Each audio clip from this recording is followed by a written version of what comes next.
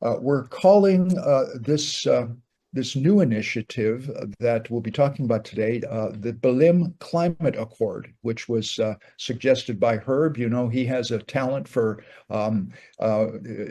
developing new vocabulary, and so it looks like a very apt label for our general approach. And it's composed of two things. Well, actually, a global pledge that is composed of two things, whereby heads of state would be endorsing the adoption of a new climate goal, which is the HPAC climate goal, and a new plan to restore a safe and healthy climate for humanity. And at this point, I'd like to digress for a moment to remind ourselves of some key points by James Hansen and colleagues in their very recent paper that provides the foundation for what we're about to embark upon, hopefully. Next slide. So James Hansen's recent paper contends that the 1.5 degree target is, as he says, deader than a doornail. That's pretty obvious. The 2 degree target, he claims, is also dead unless there is a miracle. Or, as he says in his paper, we apply purposeful climate cooling methods. He also says that, global energy use, of course, is rising. It will continue to rise. And the current UN approach is hopium. So I think we're beginning to see the tables turning toward more widespread acknowledgement that we need all three pillars of the triad to take us forward. Next slide, Robert. So a key aspect which is so little understood, but that Hansen, of course, elegantly presents, is that the Earth energy imbalance is accelerating. And this is due to a lot more than just CO2 emissions alone. That imbalance has jumped from 0.37 watts per square meter in the early 2000s to a whopping 1.37 watts per square meter currently. And this is an extremely dangerous trend. Hansen emphasizes that humanity has made a bad deal when we used aerosols to counter almost half of global warming. Next slide, Robert. And because of that, he calculates that there are three main causes of these additional feedback effects, in addition to CO2 direct effects. First is reduced climate cover, reduced cloud cover, which of course is getting a lot of attention right now. Declining sea ice and glaciers, which is reducing albedo, and ship aerosols reduction. And so he estimates that the additional positive feedbacks of these phenomena have added the equivalent of an additional 120 parts per million of CO2 to the current concentration of 420 parts per million in the atmosphere. And this has effectively doubled the global warming intensity of the direct CO2 increase. This is information which most of you are very familiar with, but is so buried, so unknown in the global context that we still have a lot of work to do to create the realization that the problem is much worse than just CO2 increases. It's albedo, as Robert Tulip would well emphasize. Albedo is now about half of the total global warming potential or experienced. Next slide. Hansen also has emphasized in his paper what he calls the point of no return, which he claims is likely to be the AMOC collapse, which he predicts to occur by mid-century. And with that, you would have a drastic decrease in temperature in the Northern European environment and a massive buildup of heat throughout the rest of the globe, particularly in the tropics because of the blockage of the northern flow of hot water or warm water from the southern hemisphere to the poles. Next slide. So, what's the plan? What's the plan?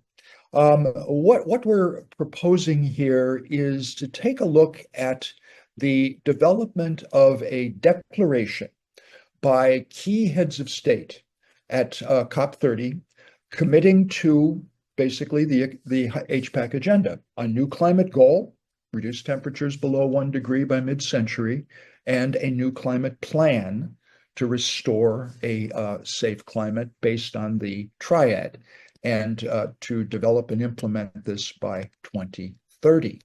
Dennis, Now, can I take you up on your offer to interrupt as you go? sure, Um, Robert. um, Earlier on, you corrected this persistent error that bugs me by referring to the reduced temperature increase. That was good. Here, you haven't made the correction, and it needs to be made. We don't want to reduce temperatures to 1 degree C. We want to reduce the temperature increase to below 1 degree C. Right, right. I was using a shorthand, Robert. You're absolutely right. It's reducing the temperature to no more than, well, below 1 degree from industrial level, right? Increased from the pre-industrial level. That's I, correct. I would say we could also shorthand it and just say post-industrial warming or warming, just to simplify. Okay. Yeah. Yeah. Number of ways to express that, but it's all based on temperature rise from pre-industrial conditions. So, so many people now see this leadership coming primarily from the developing countries, where there is a great deal of open-mindedness about cooling interventions, rather than from the developed countries, where there is paralysis and an enormous amount of pushback, particularly from the environmental community. And so that's where we'll be looking at this initiative, focusing on developing country heads of state. Next slide, Robert. So what we're actually looking at is a high-level diplomacy by HPAC to recruit countries to champion the pledge. And you see here a list of the countries that are on our target. And fortunately, I have colleagues through my connections that are themselves connected to very high levels in some of the key developing countries. And these colleagues have expressed their willingness to go to bat for this this declaration. It is an audacious idea, and it is a long shot. I need to make that very clear.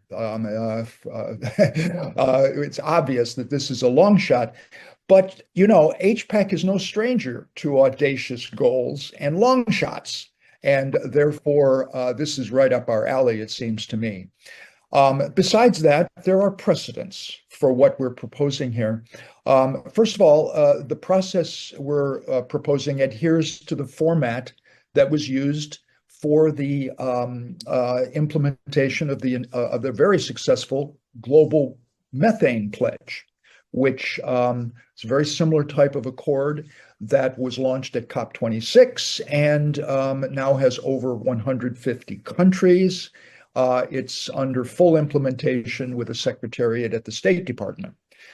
In addition to that, a couple of years ago, I began working with Nigel Topping, who was president of COP26 in Edinburgh, and he actually challenged me to build a global coalition to develop what we call the Accelerated Carbon Dioxide Removals Pledge. This was before I became engaged with HPAC.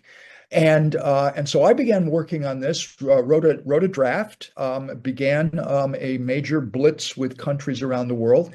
And we drew in Dr. Sanjeev Kagram, who is the head of the high-level champions of the UNFCCC removals team. So his responsibility is removals. He got very interested, and he'd been working on removals types of declarations at the domestic level with Kenya, Indonesia, Colombia, etc. So we joined hands, and I drafted the pledge. It went through several revisions and has now been championed by the president of Kenya. And he is recruiting countries to endorse the carbon dioxide removals pledge. So such side agreements do not replace the UNFCCC processes. They are side agreements, which are complementary to, but outside of the negotiations of the UNFCCC itself. And these side agreements are championed by committed countries, particularly heads of state of those countries, and then endorsed by unique coalitions of willing nations. So they are considered to be additional commitments that go beyond the convention and the Paris Agreement. So the two key countries in this list here are Brazil and India. And my contacts in Brazil are connected, are friends with the COP president of Brazil, Ambassador Corio. And they are going to bat with him on getting President Lula interested. We know he wants to make some dramatic announcements at Belem. And this could be, the most dramatic of them all if he would buy into this. And then our colleagues in India are working with the ministers and the Indian Prime Minister to attract interest in Prime Minister Modi, who also wants to be a leader in climate, to collaborate with President Lula. And the two of these individuals who know each other well may be the chief champions.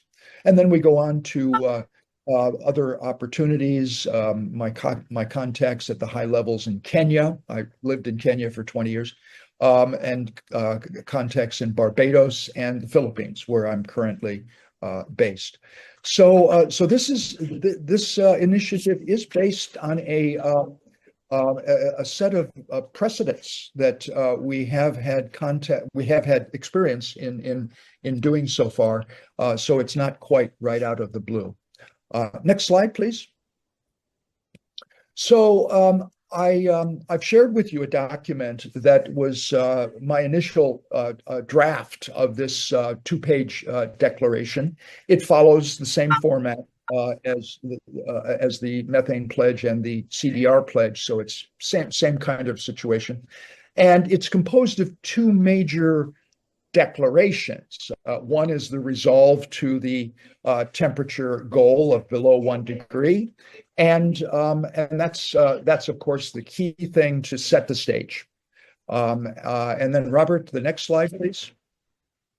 And so then it goes on to discuss creating an international mechanism championed by these heads of state, hopefully within the next 3 years, that would develop a new comprehensive climate restoration plan based on our 3 pillars, and then a coalition of countries committed to implementing the new plan by at least by 2030. Next slide. So this is where we get down to HPAC's agenda, and it's certainly related to our new strategy, where this could be a prominent aspect of what we focus on over the next 6 months, 7 months until the convention. And then, of course, beyond that, for the duration of our strategy. First of all, the high-level diplomacy that I've just discussed with you. But that's not all. I mean, we see at least 2 tiers of activities. There's the high level, which is a quiet, diplomatic initiative, and the other is a much more public convening of side events or other events at conferences prior to COP30. And this is something that we could begin working on intensively to collaborate with organizations on side events that would highlight and emphasize the importance of this particular accord. And then a campaign that would elicit endorsements from like-minded organizations. And an example of that is what we've done with the CDR pledge, which has now endorsements from something like 30 non-state actors, mostly NGOs, who have come to the table and endorsed the CDR pledge. And that adds more oomph to the whole effort. Of course, these organizations aren't going to be the key actors in the pledge, but their endorsements are helpful in terms of building that grassroots support. And so these are the key things that might occupy some of our discussion today. And how can we mobilize HPAC as an organization and our talents and capacities to focus on these aspects, which bring together much more of our strategic agenda to the table. And I think it's a very exciting way that we could focus our attention. And maybe my last point before we open up for discussion, is to say a few words about what would this plan that we're talking about actually entail. And I've been trying to synthesize some of the ideas behind a timeline and what could happen over the coming decades that could achieve the target. And this would be a framework that could be contributed to the process of what would a plan look like. And so you may conceive of phases, phase 1 to 2030, where we get the declaration championed and endorsed, and a coalition developed among countries that are willing to get behind it and finance the needed arrangements. Phase 2, from 2030 to 2040, is when the program would be under full implementation. And one idea that's been batted around, of course, is to actually start with a polar cooling program as an intermediate stage, because polar cooling is perhaps less difficult to implement than a full-scale global cooling program. But it would be a blending of the key SRM, key solar radiation management, the key emissions reductions actions as renewable energy takes off, and then the acceleration of greenhouse gas removals, and they would blend together. In the spirit of interruption, I might mention that local marine cloud rebrightening might be less difficult to do even than polar cooling. It would be. It absolutely would be, and could be a major platform for building that kind of an approach. And also, then it enables unilateral action on the part of one country rather than requiring 28 Arctic countries and tribes to get along and develop consensus. Exactly. So this is the basic idea of the kind of a plan that could be a basis for the countries who are joining the coalition to engage with. So I think, Robert, my last slide brings us back to the engagement process of HPAC, and that's where I'd like to open up the floor for some vigorous discussion of the points I've made, and your reactions and suggestions, proposals of how we may be able to put our talents to work in building on this. I think Greg's got his hand up. I don't see any others at the moment. Greg, you wanna start? Thank you. That was very good. I thought that was a very good presentation. Thank you very much. I'm not sure which slide it was, but it was about the 3 components, which is basically the triad, I think, listed as these are the goals. I don't know if you can display that or not, but I Yeah. if we can't display it in any case, I noticed cooling's last, but I mean the only thing that's going to bring us down to anything below current in the ever is cooling. I think you put where is it? Yeah, no, where is it? First, yeah, further. I don't know where it is. Yeah, I think Robert may go up to the top, the mission goal. Something I like think first slide. Yeah. Yeah, this is the HPAC, but in your agenda for this effort, it came in last. All I'm saying is that it's the cooling that will will cool. The other stuff Yes. will reduce the top out temperature, but it won't cool. And I think there's if you put those two first, there may be people who say, yeah, I'm for those. Forget about this last one. That's bullshit. But I'm in for the first two. And so I would say emphasize cooling first, but that's obviously a strategic or tactical decision for those who are pushing this.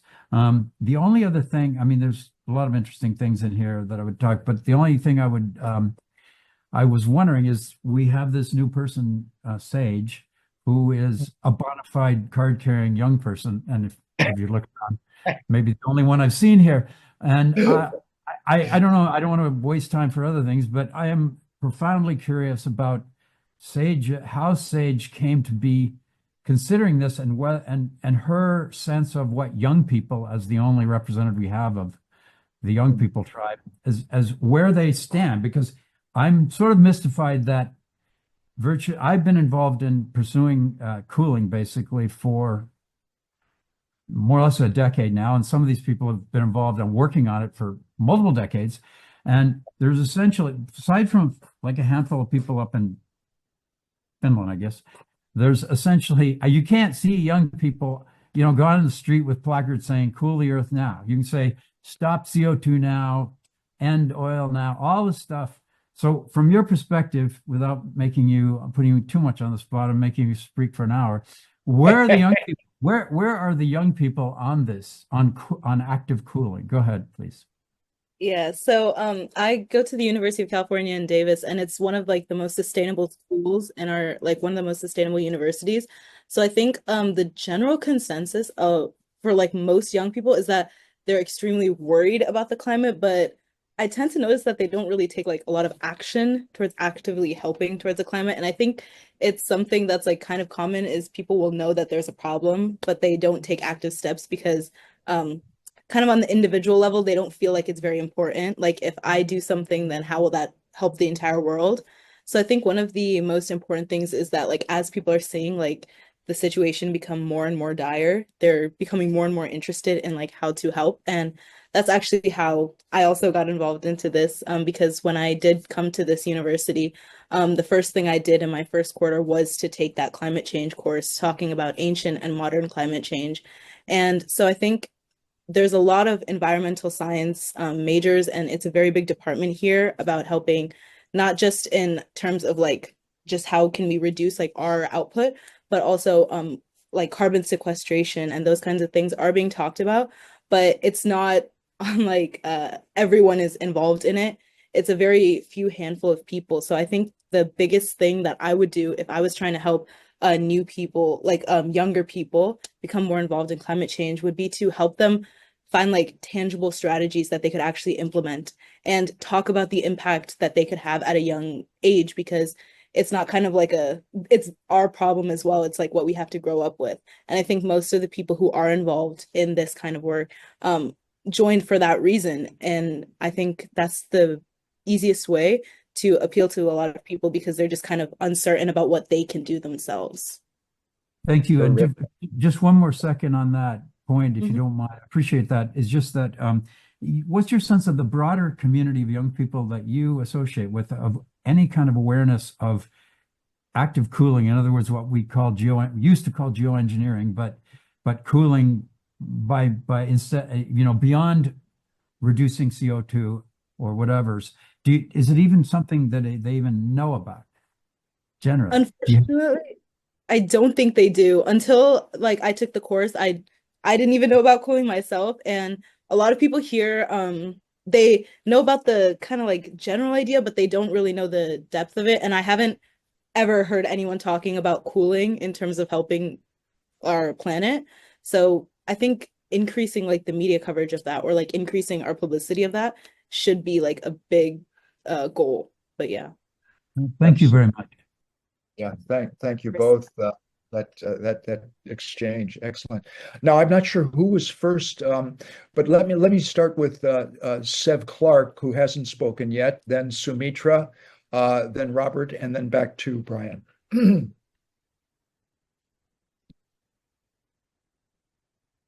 Sev, you're on mute.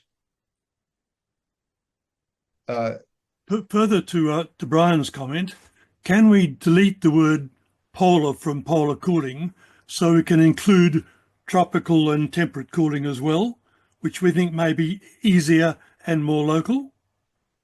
Mm-hmm. And Okay. second point is regarding the mechanisms which the Belem Accord is going to be discussing.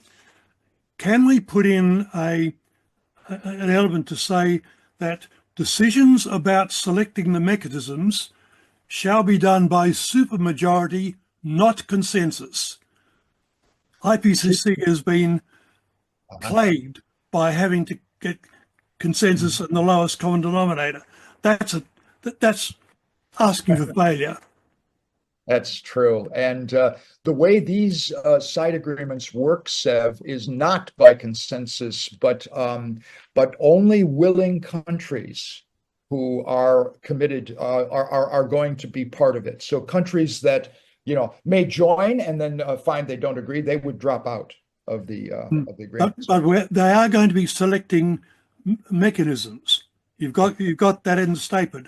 Now that's not a just putting up your hand. That's actually voting on which are the most prospective, and that vote should be done by a supermajority, not consensus. I agree. I hope the heads of state also do agree. But that should go in the statement. Yeah, it will go. It would go in the next phase when they start to develop the processes. This is only the declaration of the frame. You take it one step at a time. I think it was Sumitra. I had next. Sumitra, you're on mute. There you go. Okay. Thanks for presenting. This was a pretty well done, strategy to keep it cool, keep the temperature rise below 1 degree Celsius. But the timeline 2063, that the timeline is too late, I feel. But I cannot imagine that, in India can sustain, or South Asia and many other parts in the equator level can sustain that long. The forecast is pretty gloomy. So I think the focus should be, at least in the earlier part, if you want to plan the milestones on the direct cooling part, keep the temperature down, and then other things like emission reduction, sequestration, which is a longer term strategy that should continue. For example, India is not going to suddenly say that now they are going to go out of coal or fossil fuel very soon. Their stated goal is 2070. So that is something we need to consider for them. So to keep it cool, that the focus is on the direct cooling, while you manage your economy at the same time remove your of course you focus, and in HCI we have been focusing on all the three aspects of it. We do plantation, large scale plantation, as as a way to remove carbon dioxide, and promoting Brian's marine cloud, Brighton, other areas that we are doing. But right now, I think the focus should be on the direct cooling for the developing countries, particularly the one which is having very difficult time at the moment. Yeah, very good. Very good. Thank you. Is it Robert next? Yeah, I'll jump in. Look, I think both Sumitra and Greg have made some really important points about the diplomatic work that's involved, and just congratulations, Dennis, on this initiative. Like, if I were in President Modi's office, the President of India, and somebody came to me and said India should support the acceleration of emission reduction at a time when, as Sumitra has pointed out, India is really looking for accelerated emission increase. It's going to be quite a stumbling block for because it's fine for President Modi to say to the rich world, you all cut your emissions while we increase, but it does generate an element of challenge, and so I'm just coming so much more to the view that, as Sage pointed out, the fact that direct climate cooling and what I would call a restoration of planetary albedo, referring back to James Hansen's alarming chart that you shared, Dennis, about the growing gap between incoming and outgoing, just as a primary cause of warming. Just my sense is that the diplomatic focus needs to be very much on getting cooling and albedo onto the political agenda, where they're simply not there, and there is quite an unstated division in the world around emission reduction. It's a great source of polarization in politics, as we've seen from President Trump, and so those are my concerns. Thank you. Very good. And I just want to add to that we are promoting at the moment direct cooling to President, not the president, to Indian politicians as well as including Modi and the climate minister. So that is a direct, what we are promoting in India at the moment. Mm-hmm. Yep, exactly. And we have other colleagues that are working on that as well, directly to the Prime Minister's office. I guess Robert, Chris, and then we go back to Brian and Greg. Robert, Chris? You're on mute, Rob. You're on mute. Right, I'm on. That's it. Fine, I'm off now. So I just wanted to pick up on really a couple of points. One that really Sumitra focused on, which is that the timing is a real issue here. I think the 2063 is fine, provided the emission, well, the atmospheric concentration of CO2 is reduced very rapidly. But the likelihood is that it won't be. And in that event, the 2063 is much too long. So really what we need, and I don't know how to do this yet because it's a thought that's only come to me in the last 10 minutes. But what we need to be building in here is some condition related to overshoot. Yes.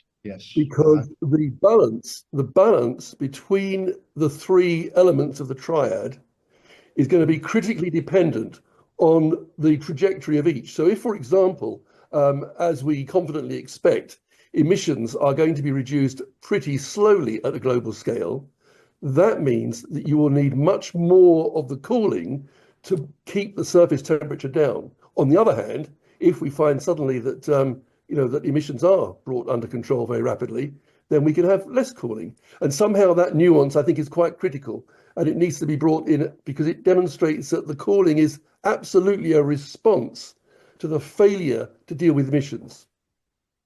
Exactly. Very well said, Robert. I think we see that as being critical to this whole set of decisions of blending the methods. You're blending cooling to take up the slack and get the temperatures down.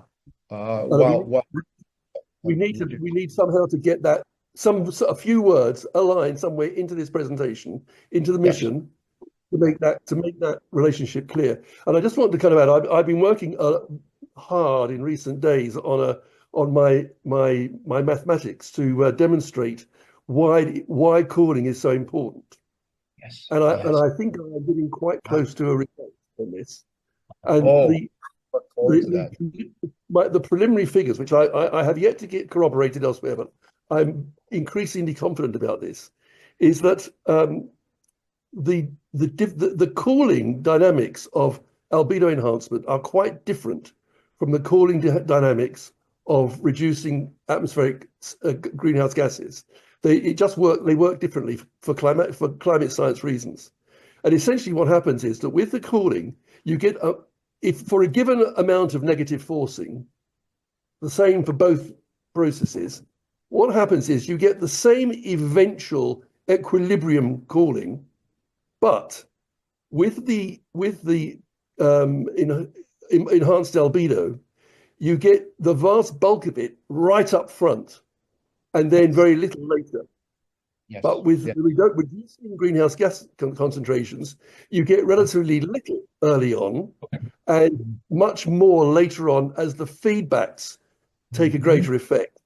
And this timing difference is absolutely critical and illustrates why the cooling is so important, because with cooling, you get immediate or more or less immediate results, which you don't get with the greenhouse gas emissions reduction. And the point here that I think is so important is that everybody, including us, routinely, where we talk about the cooling, the amount of cooling, we talk about it in terms of the equilibrium cooling, and kind of gloss over the fact that you don't get to the equilibrium cooling for 100 or 200 years. Okay, it arrives in a very kind of gradual fashion, and so you don't get it like tomorrow, and that has to be brought out much more clearly. And I think that hopefully in the next week or 10 days at most, I'll be able to present this to everybody, and I think it'll be quite a compelling story. That's great. That's great. We'll look forward to that, Robert. That's an excellent program for us to put on the agenda for Before I sign off, just want to go back to my earlier point. We do need in this document to deal with the overshoot. We need to have a condition that relates the amount of cooling to the overshoot. Yes. Yes, I think that's an excellent thing to include in this. All right, so now we're back to Brian and then Greg. Yeah, embracing what Robert said regarding the temporal timescales for cooling. I'd like to add to it the spatial timescales for cooling. In other words, we can cool a locale or region vastly faster than we can cool the whole planet. And to that end, I'm happy to report that we have submitted an application to the Singapore Livability Challenge $1 Million Cooling Earth competition that just closed this week. And this is to the Sovereign Wealth Fund of Singapore. And by the way, we won 4 of these prizes in 2023. So we are a known entity there. And I invite everyone to join with us in developing the finalist application on the presumption that we're going to go through the first round. This competition is going to be occurring on the stage in May 2025 in Singapore, and it's going to be a ground zero opportunity to raise $1 million for marine cloud rebrightening. I invite everyone here to join with us in refining our proposal, optimizing it, and getting $1 million in the bank for doing marine cloud rebrightening today. Excellent. So, really thrilled to be doing part of this. I also want to add, this can add momentum, and we should probably put this in the final proposal. It can add momentum to Belem at COP 2030 or COP 30. And it can also, I think, I applaud this coalition building. I think we need to enlist Sir David King as a consultant, since he was a chief architect of the Paris Accords. And in spite of Paris not having succeeded, Mhm. Paris, the experience of successfully getting an accord in place is exactly what we need for a planetary cooling accord. And thus, I would ask that we encourage Sir David to advise us on how to do this, if not participate directly in the Belem COP30. Very good suggestions, Brian. And I've been actually working on Sir David to join us in this effort, and he's giving it some consideration. Right. Let's go back to Gregory and then Sumitra. Thank you. It's all very interesting. I just a couple of points on the question of overshoot, what Robert raised. I mean, I think we're already overshot. I mean, 1.5 C, we're melting the glaciers. We don't. So, I mean, I don't think there's a threshold in the future that we say if we pass 2 or whatever, we're 1.5 is already overshot. That's what I would think, and that's what we should press on. But secondly, in your plan, there's no mention of testing, large scale testing. And I think selling a large scale test, which is actually what I'm advocating in the case of SAI now, in the case of local methods such as Brian's, they're already into that. They're already capable of doing that. But in case of SAI, I mean, I have the plan. I presented it at the last AGU and prior, but it's basically for an Antarctic test, but not one that is designed to it's not designed to cool the Earth, but it's designed to demonstrate the capacity to deliver and measure the result of a full longitude injection. In my case, it's 40,000 tons of SO2, but that's a placeholder. But I've presented this at AGU, so the plan is developing. But the point is that advocating for a test and a reversible test, which essentially would not produce any identifiable irrational downside.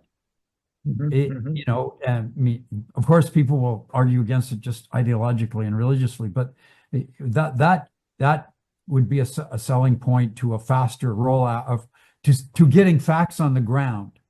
And you could do that, I think. I mean, you have hopes of doing that long before 63. I myself agree that putting a 63 sort of a kickoff of that's really discouraging, and so I think it should be pressed forward now. And one way of doing that, as Brian said, is you include references to local things, which Brian would say we're undergoing tests right now. I want to learn more about Brian's test schedule, but being able to show a timeline of rollout that is well before 63 would be important. Anyway, that's what I had to say. Thank you. Very good, Greg. And definitely these kind of tests, like the ones that you're developing, is implicitly built into this mechanism. So you get the coalition, the heads of state endorse, they finance the further research and the deployment. I mean, it's all about deployment. And so they would start with these large-scale tests of methods and blending of methods, local, regional, and global, and base it all on the best science. They would need to get, the scientists, the engineers, the people who are really knowledgeable about each and every one of these to work on this blending plan. So I think it's all part of the story. But just on that point, I'm sorry to interrupt, but the word deployment right now, certainly for SAI, is unspeakable, literally unspeakable. So the first person who speaks it, that's already facts on the ground. So I mean, if you're really serious, you want to put deployment. I mean, I challenge you. I'll give you $20 to put deployment in the word deployment in there. I joke, of course, but no. I mean, just having the word deployment of a test instead of saying we'll research it, because research in most people's minds now, somewhere in the lab, a few grams were, in an airtight cell. Right. That's my problem. Okay, anyway, I'll shut up now. Very good, very good. And I think we have Sumitra, then Robert, and then Brian. Sumitra? I'm going back. Yeah, can you hear me? Yes, yes. Yeah.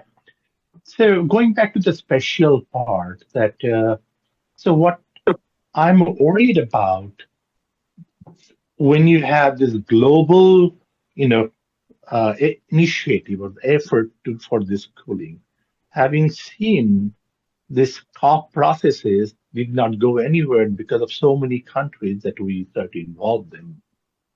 I think one way, and the question is how we move forward this part. If you want to have even global global coalition to move this direct cooling of 1 degree Celsius. One way to think about that, you can pick up few countries, and in some cases, in my case, we are doing this for India, but Brazil or Kenya, that having national cooling for each country is easier to do, that each country take up different countries and develop the policy within the country. The country develops the policy. Then it becomes easier for the head of the state to go to the COP and say, this is our plan, and then work together. But if you don't have that plan within the country, it will be difficult and in fact impossible for Modi to go back and say, no, we are going to go and endorse this plan, or even in any other country. So my suggestion, and this is something we have undertaken from our organization, that's something called National Cooling Plan by 2030 for India. And we have a milestone for 5 years, that how we are going to go there. And it will take 5 years or more, but 5 years we have given, and we have the milestones to achieve that. It's a stated milestones and strategies. Similar things that we can do from other countries as well. And then it becomes easier in 4 or 5 years time from the global consensus. In the sense, you'll never have global consensus on this. You'll never have that. You'll have few tall countries from the developing countries area that they can endorse and push for it. Mm-hmm. Mm-hmm. Yes, absolutely. You're absolutely right.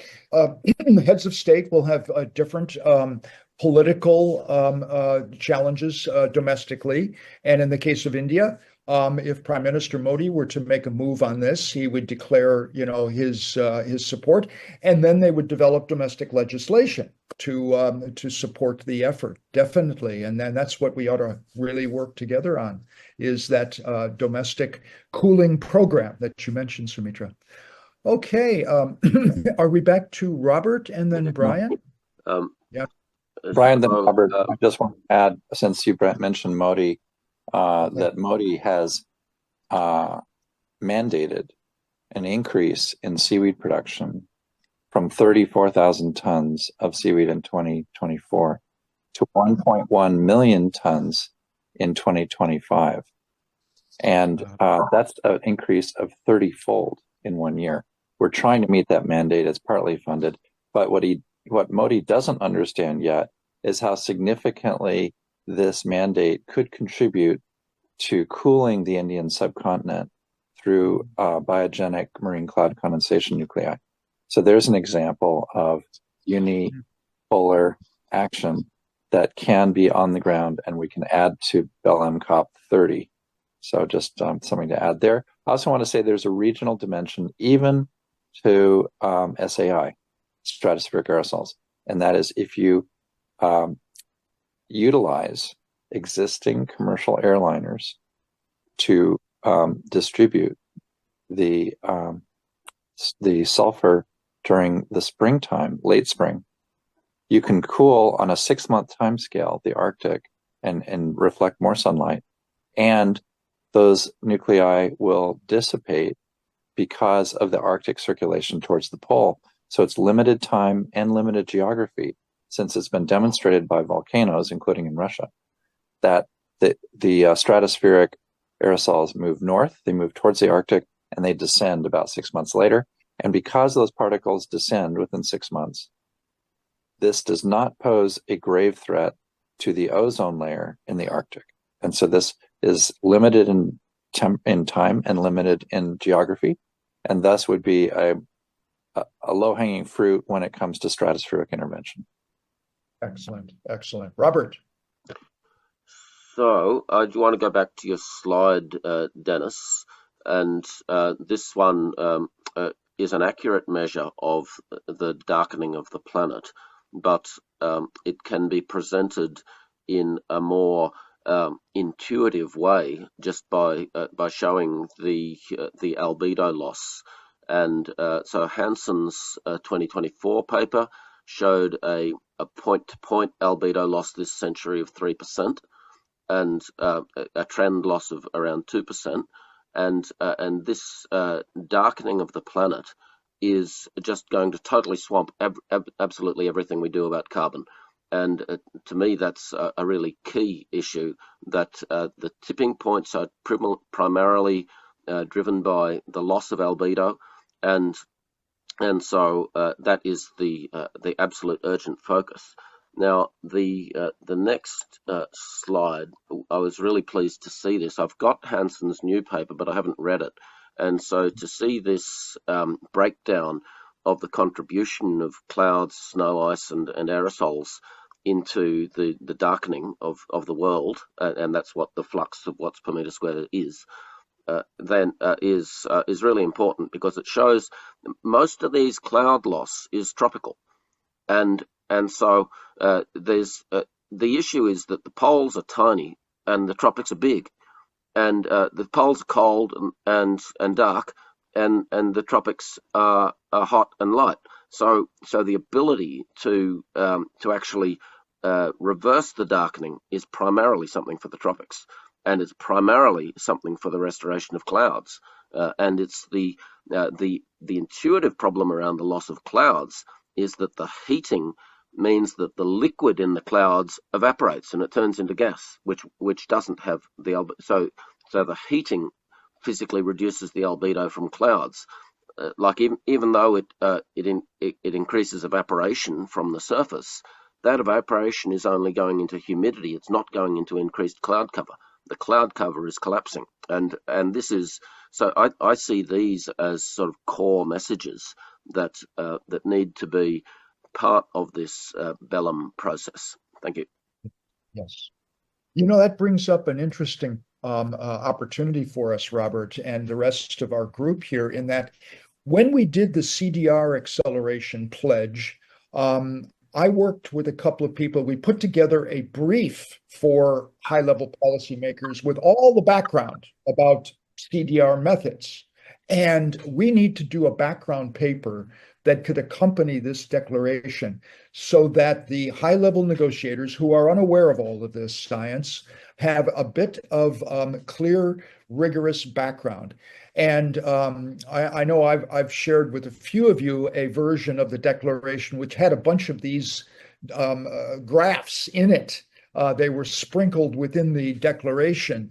I stripped them out in the document I just sent to you because that wouldn't be appropriate for the heads of state level, but we need that sort of stuff in a separate document. And maybe Robert, you and I and other volunteers could get a little working group, and one of our outputs would be a brief but very hard-hitting discussion of these science foundations for the whole process. These points haven't even hit the media, let alone governments. And while there's no public conversation about these topics, it's impossible to get through to governments who are followers rather than leaders. And so there needs to be a media strategy around the centrality of albedo for climate change, which is a paradigm shift. Yes, and that's where I hope our media and comms team can really mobilize, not only within the team, but getting a lot of other media and comms organizations engaged as well. So that's where that team can come in on the messaging. Okay, I think we probably ought to be winding up, but it's been very interesting. We do have two more hands up, and then probably we better close. Well, we've got another half hour, don't we? Um, oh yeah, I suppose. If you want to go on, yeah, that would be great. That Usually would we get you. run 90 minutes. Yeah, we've gone only an hour now so far. Um, well, Sev, would you want to come in now, and then Brian? Yeah. I just like to add to the cloud brightening side of things, ocean brightening by means of nanobubbles and phytoplankton. Those can be very nearly as powerful as clouds because they can actually do the entirety of the tropical and subtropical oceans. I clouds cover about a third of the ocean, but nanobubbles and buoyant flakes can cover 90% of the ocean all the time. Very good. Very good. And yeah, I did. You will notice that I didn't say anything about methods in this declaration. At this point, of course, we would obviously leave the selection of methods to the mechanism created by the heads of state, and so that's when we bring in all of these opportunities, and that's where the financing is so important to be able to begin really scaling up a whole lot of these methods. Yeah, the Hansen paper only mentions clouds. It doesn't mention the ability to brighten the ocean surface. Now, that's because the ocean surface has only darkened a little bit, mainly due to loss of ice. But with these other two methods and ocean rebrightening, we can do a lot more. Yeah, yeah, absolutely. So, that's where HPAC comes in. We've got all of these expertise on methods that we can contribute to this process. And I hope that although the heads of state will have to be the champions, it'll be their show. But when the mechanism develops and we have the opportunity to participate and getting the ball rolling could be a major way in which we can provide our ability to be part of that process. Brian, your Yeah. hand is still up. Yeah, I just wanted to respond to Sev. I think that Sev's described a number of unique approaches that need to be researched. We likely need all of the above in order to get cooling as soon as possible. That said, there's a reason that James Hansen has chosen marine clouds, and it has perhaps less to do with technical feasibility than with social acceptance. People are familiar with the cooler weather on a cloudy day or a rainy day. They are comfortable with it because they know the consequences. And we can point to the last 40 years of history of NASA satellite data showing that we had cloudier days just 20 years ago. And getting back to that pre-industrial level provides an additional level of social acceptance that we're hoping will get us over the line in terms of project fundability to start with. Once we've achieved that frontier and determined that cooling is desirable as well as necessary, then that can open the door for additional methods that might be a bit more controversial or less about going to pre-industrial conditions and considering alternatives. So we're hoping that in fact marine cloud rebrightening will be an actionable form of cooling that may represent the frontier of social acceptance as well as technical feasibility. And thank you for raising the slide. It shows, particularly for the equator, the loss of the ITCZ clouds over the last 30 to 40 years in the Pacific as well as the Atlantic. That is ground zero information for Singapore, which cares about tropical cooling first and foremost. And I'll mention in subtropical latitudes that the red lines turn to blue lines if you look at Los Angeles latitudes and other low latitude temperate cities. And this is exactly what's been happening in terms of the drying out and the heating up of these temperate regions as well as the tropical regions. So I think there's a great opportunity to document the losses and get us back to pre-industrial cooling and a healthy climate. Thanks. Thank you, Brian. Just Thank to add, you. this is a really recently published measurement of the loss of clouds over the last 40 years is just really important, and the expanding blue and grey areas show the loss of clouds and the declining red areas. So it's quite an intuitive way to get the loss of clouds across as a key climate issue. That's true. I have to remember to tell people that red means lots of clouds and blue means not very many clouds, just clear blue sky. And so as long as we provide people with a legend, then I think it becomes abundantly clear that the loss of red at the equator is bad, and the poleward shift. The only thing I want to do to this plot is make it area normalized. So instead of a linear latitude, we should adjust this with an image processing program to be latitudes that are area adjusted. And that will make the case even more stark. Yeah, it would blow up blue in the middle, wouldn't it? To a much greater extent. Exactly. This is like a Mercator projection with Greenland 5 times as big as it really is. Right. Yeah. Right. Could you give the a link in the chat for the source of this, please? Yeah. I included a link in a recent email to HPAC, and it's mentioned down the bottom, the oceanic cloud trends during the satellite era and their radiative signatures. And so I'll put my recent HPAC email into the chat, Greg. Yeah, it's a NASA publication. Yeah. Okay. Now, on the question of, what would be the feasible timeline for cooling? I mean, of course, this is a highly debatable issue, and it involves not only, what needs to be done, which Greg has emphasized and others, but what can be done feasibly. And so, when you look at the phasing, obviously it's going to take several years just to get the coalition to be functional, and to allocate funds to move it forward.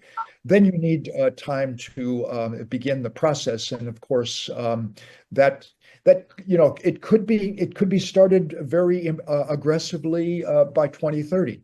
But most people I've talked to suggest that practically, getting things really going may take until about 2040. But the scientists involved in things like SAI, and the reflective model that you see there, the emulator, shows that, once you get it started in 10 years, you can drop the temperature by as much as a degree. So it is possible to do this very rapidly, Greg. It's just looking at the political feasibility of getting this whole train moving down the track that gives me some cause to be a little more cautious, and say that 2063, for example, may be the year when we are below 1 degree. But we've been reversing climate temperatures for maybe 2 decades before that. You see. Well, one answer to your question, Dennis. There's 100,000 ships that are registered with IMO and whatnot and tracked globally. I think an aggressive program is one where we're able to scale by a factor of 10 each year, which suggests that in 5 years, we could have an effect as big as the IMO. And those effects took only 6 months to actually, from IMO initiation to, +5 Celsius temperature anomalies. So from that perspective, I think we can make a case for 5-year goals, especially with a partner like Singapore. Because once Singapore knows that it works, and they're already funding this to the tune of millions, once they know it works, they can actually impose a regulatory regime where every ship leaving Singapore has to have one of these devices on it, and it has to be operating in Singapore waters. And why not leave it on during international waters as well?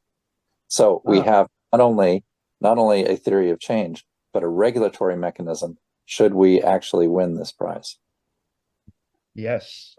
Well, do you happen to know anybody at the high levels of government in Singapore that we might begin to discuss their engagement? I'll say we're on the radar for the Temasek Sovereign Wealth Fund of Singapore, and we have a couple of investment bankers there. But I think we need more high-level contacts. We've got low and mid-level contacts right now. Yeah, let's put that down as a golden point of opportunity. Because Singapore is not only very aggressive when they know what they want to do, but they've got a loud voice on the international The ships on the planet go to Singapore. yeah. So, if you get a regulation in Singapore, you can actually get this in place, Yeah. Now I'm wondering, any of our other colleagues who've been quiet and listening and absorbing, any of the others want to pipe in at this point? We have John, we have Meta. Great to have you with us, Meta. And I wonder if you might have any reactions to what we've been discussing today.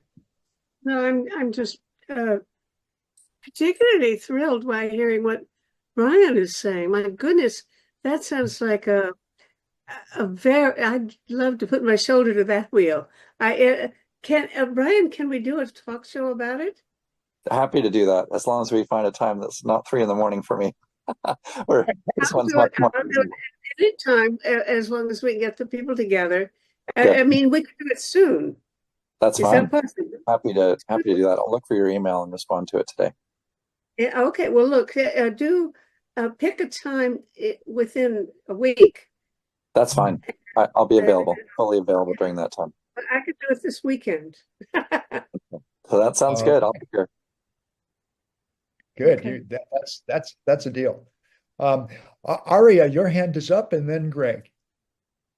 Yeah. I just wanted to chime in regards to the timeline. I agree that we really need to find a way to amp that up a bit in terms of timing. I mean, I don't think we've got a whole lot of security that we can handle waiting that long. I'm very encouraged by all the brilliant ideas Brian's contributing here. And I also just want to say that, often it feels like such an uphill battle right now, but, we've seen in the past dramatic changes of opinion can happen over rather short periods of time once they reach that critical tipping point, the messaging tipping point. And so I would just really encourage us to be as aggressive as possible.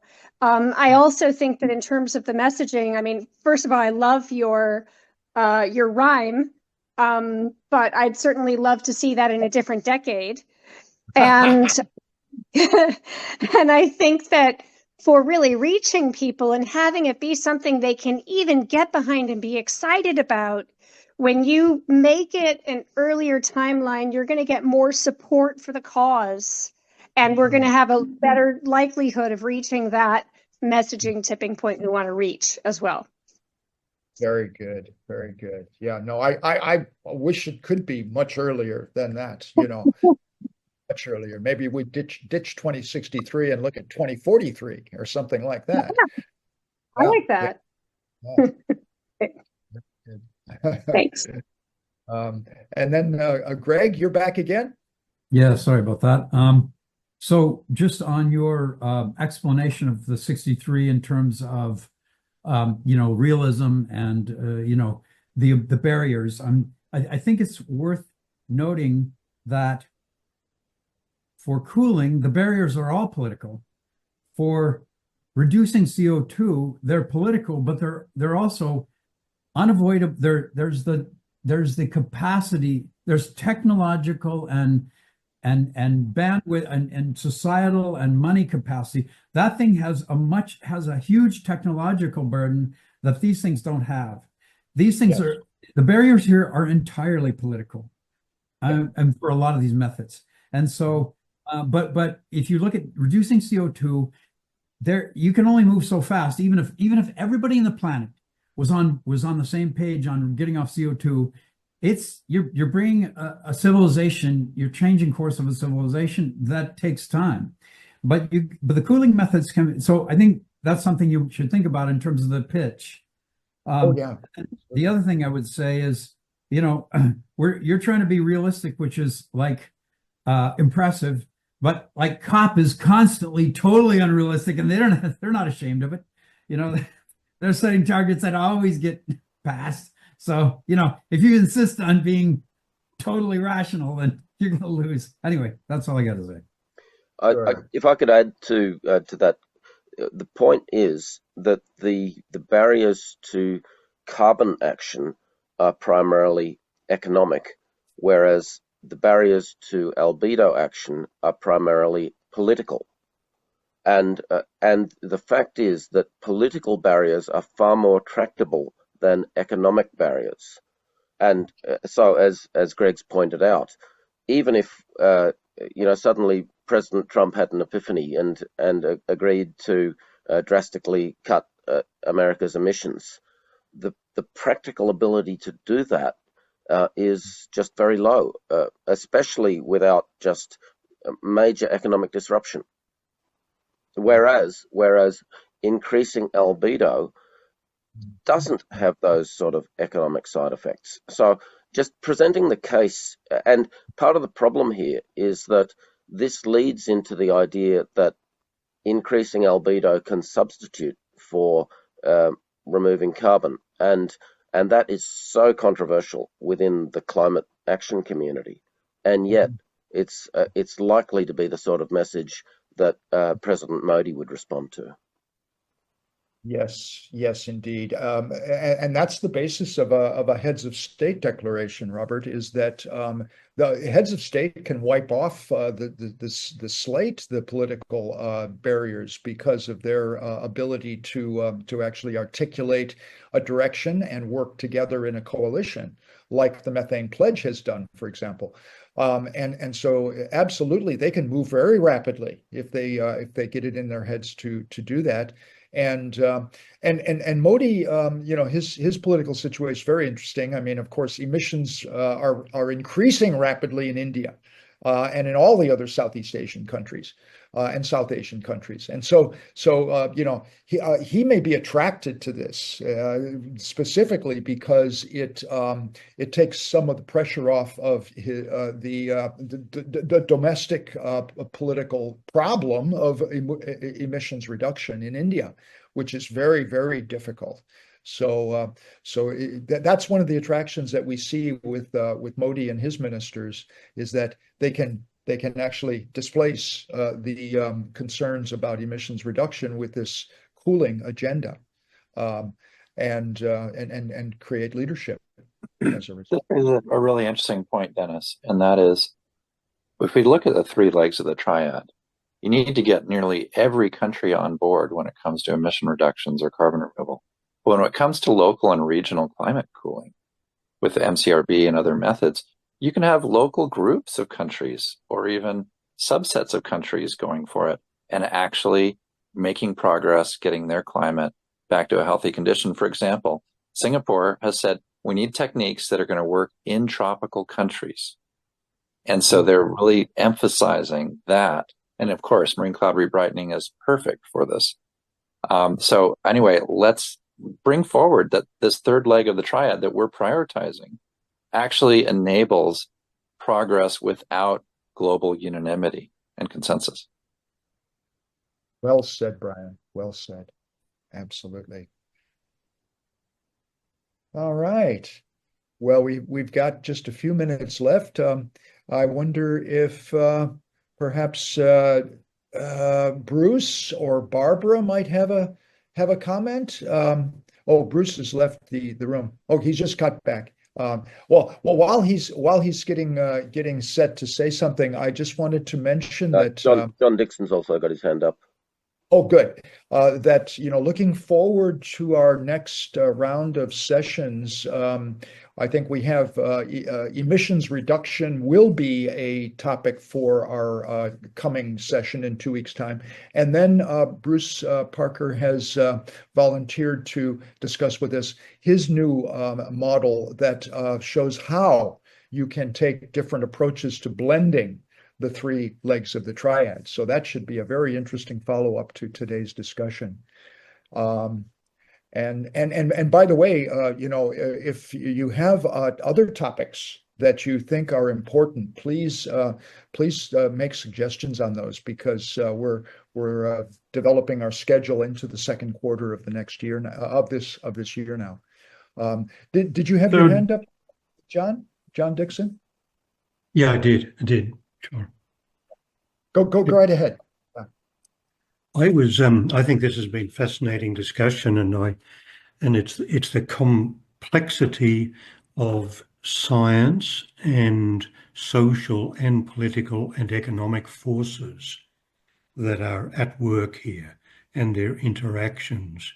And so as we begin to move on that background science paper behind the climate restoration plan, I think it would be good to bring out explicitly some of those drivers of potential progress and solution. And to also, I liked very much Brian's point about the both temporal and spatial variability or dynamics. I think that's another important point. But I was going to suggest that in such matters globally, it's not really a question of top down from heads of state down, or bottom up through local groups and then ultimately national plans, as Sumitra mentioned, then up to the COP.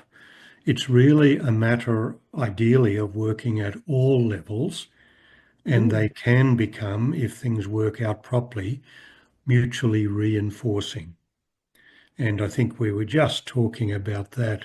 Some leaders would welcome the opportunities, number one, to say to their population, we are thinking about moving on these directions. They don't have to give a pledge, but they just simply have to start talking about these opportunities and how they might be explored. And then likewise, they can begin to mobilize in-country activities too, that has to line up the financing along with the regulations and policies. So it's quite complex, and we should reflect that complexity, and we should move at multiple channels or multiple levels, in my opinion. I'd just like to reflect on one small point.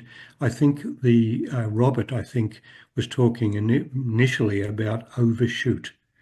And of course, I was very disappointed the Overshoot Commission didn't deliver more valuable thinking in that space. But we do have to manage also the overshoot before the temperatures reduce. And I think that scaling by decades, that's the temporal scaling, as opposed to the spatial, is critical. There was, and I remember Herb still on, but he often talked about transformational adaptation. And the reality is that through overshoot, or until we actually reduce warming back to a very low level, we will have continuing issues related to shock stresses, volatility, and therefore adaptation could also be thought about. It came out quite strongly also in the Merlin backcasting exercise that many of us were together when we did. That adaptation came into the picture along with all the three legs of the triad. So I just leave it there. Thanks very much. I enjoyed very much listening. Thank you, John. Yeah, very, very nutty points to follow up on. Let's see. We have Greg and Sumitra, and then I think we'll be at the 1.5 hour mark, and we'll close for today. Greg? Thanks. I would just like to suggest, or perhaps beg, SAGE to form the local chapter of the Geoengineering Youth Corps, or make up your own name, and in her university. And second, or if that's too much to ask, then give a presentation on cooling, with the help of anybody here would be happy to help you prepare such a thing. And there's probably many slide sets that would be ready-made for it.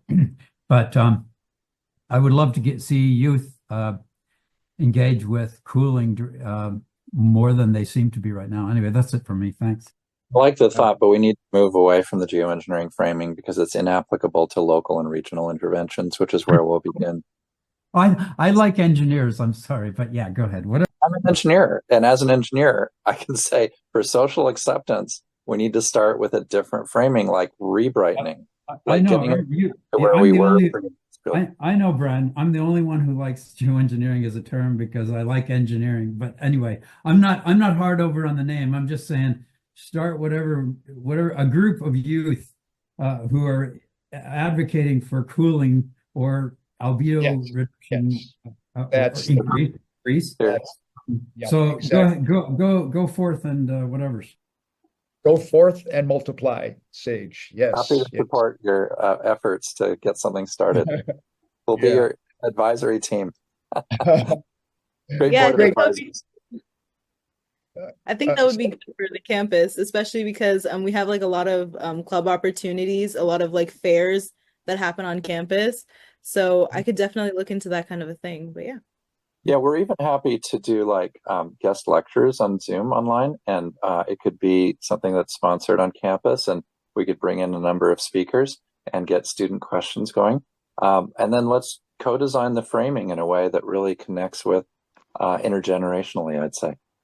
Yeah, I want to see young faces out there, though, not old guys coming and talking to them.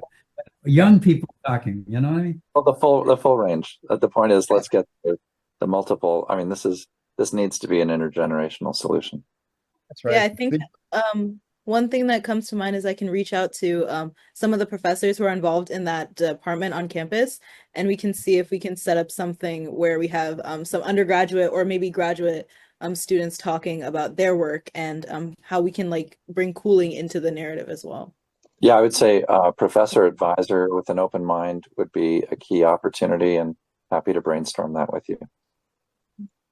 Terrific. So I suggested, Sage, we have been doing in the universities in India workshops. That we can do the same thing. If you could arrange with in your university, we can do that as well. We can bring people there. We can bring 1 day workshop. That's a great point. Workshop. I just want to add that we've got now 4 teams of students helping us from India to Australia on projects associated with marine permaculture. They're working on projects. They're helping us design the first marine permaculture project for India later this year. And we're also getting their help. We've had a number of student groups from Australia, a couple student groups from Santa Clara University in California, and we'd be thrilled to do one with UC Davis. So there's some real project opportunities, little stone projects and things like that. All sorts of things are possible, and that would be one potential focus for the student group. So happy to explore that as well. I'm at climatefoundation.org and happy to connect. Oh, that's great. And I mean, this is India trips we have done, but Brian, as you know, we can do the similar trips to bring in American students in this forum, direct cooling forum. And we are thinking about it. I'm going to reach out to several universities in the US so that they can start hosting these workshops for the students in the US. Wonderful. Well, Sage and I plan to have a call soon, and we'll talk about getting engaged, getting connected with Brian, with Sumitra in India, and others in the group to be able to explore expanding this student engagement. This is great. This is great. All right. Well, if there are no other interventions, we are at the end of the 1.5 hours exactly. And one more thing I want to add that you and I talked about this, Janice, that to include the strategic plan for India cooling in one of your sessions, and I would love to do that. Yes. Oh, I'm going to write that down. India cooling program as a session theme. That should be very interesting. And we'll work together to schedule that, Sumitra. Yeah. Okay, Yeah. great. And that will bring in the whole issue of these domestic initiatives. You know, India is a lead on this, but I'd like to see how that model can be used in a number of other countries. Yeah, that's terrific. So what we've done today is looked at this whole issue of a Belem Climate Accord. We've looked at some of the practicalities. We've looked at some of the ways in which HPAC members can get engaged. And I'm hoping that we can develop rapidly a working group that anticipates all the things that we need to do to support the diplomatic effort, yes, but also the tier of efforts at the grassroots with campaigns and affiliated organizations endorsements and getting a whole momentum going at the public level with our new website, with our media and comms team, etc. So there's a lot of opportunities and engagements here. And I thank you all for your contributions today. And we will carry this through into our strategy. We'll be looking to develop the mechanisms to support a Belem Climate Accord. Sounds pretty cool. Sounds pretty cool. All right. Well, thank you all. Thank you all. Thanks, And thanks very much. thank you. Onwards. Onwards, everybody. Thank you.